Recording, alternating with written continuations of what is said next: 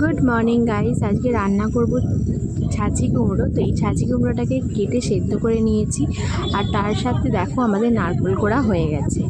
নারকেলটাকেও পুড়ে রেখে দিয়েছি।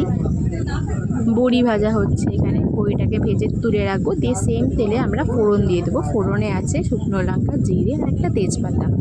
তো এই ফোড়নটা ভালো করে ভাজা ভাজা হয়ে গেলে, ফোড়নটা আমাদের ভালো করে ভাজা ভাজা হয়ে গেছে, এবারে আমরা দিয়ে দেবো এই ছাঁচি কুমড়োটা। তো এই ছাঁচি কুমড়োটা এবার ভালো করে তেলের সঙ্গে মিশিয়ে নেব, দিয়ে তারপরে দিয়ে দেবো হলুদ, লঙ্কা গুঁড়ো, জিরে গুঁড়ো, একটু মিষ্টি, সামান্য আপনাদের স্বাদ মতন মিষ্টি দেবে।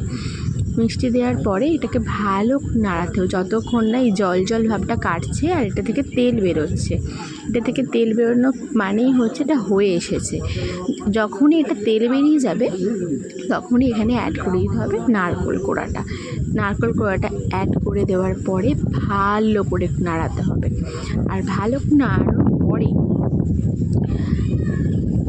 তখন অ্যাড করতে হবে আমাদের এই বড়ি। তো আমরা দেখো এই বড়িটাকে একটু হালকা শিল নোড়া দিয়ে ভেঙে নিয়েছি, তাহলে ভালো লাগে বেশ খেতে।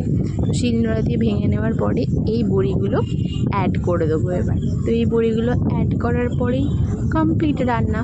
কী রান্না করলাম আজকে? নারকেল দিয়ে ছাঁচি কুমড়ো। তোমরাও একবার ট্রাই করে দেখতে পারো, নিশ্চয়ই ভালো লাগবে। আর কেমন লাগলো রান্না করার পরে খেয়ে সেটাও কিন্তু কমেন্ট করে জানাতে একদম ভুলবে না। টাটা।